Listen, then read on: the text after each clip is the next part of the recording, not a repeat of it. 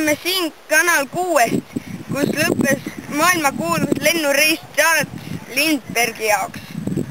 Lähme nüüd vaatame, kas me saame kellegagi intervjuu. Tervist! Kas te nägite lennuki alla kukkumist? Kuidas oli? Kas käis ka plahvatus? Ikka! Olete te kuulnud, kas mõni inimene on surma saanud? Ei mäleta. Ahaa. Ma ei mäleta!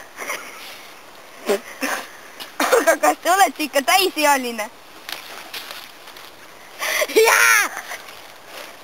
Ei ole vist! Ei tea. Kas te kaine ikka olete? Kas teie neid sõnu saab ikka tõe pähe võtta? Jaa! Ma olen superprofessor. Ega te hull pole? No olgu, see ei olnud just kõige parem tunnistajaga. Oota! Lähme vaatame. Limpsi saab! Kas siit saab veel kellegi tunnistusi?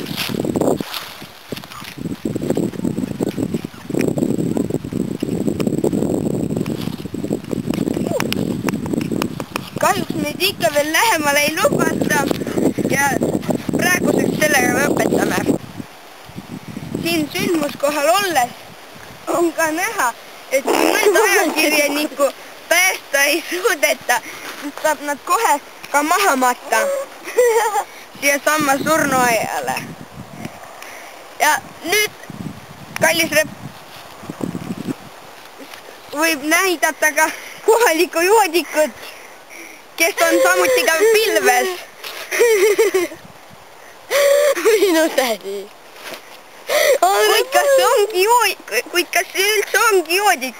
See on ju hoopis... See on Charles, kes on pilves. Oi. Jaa.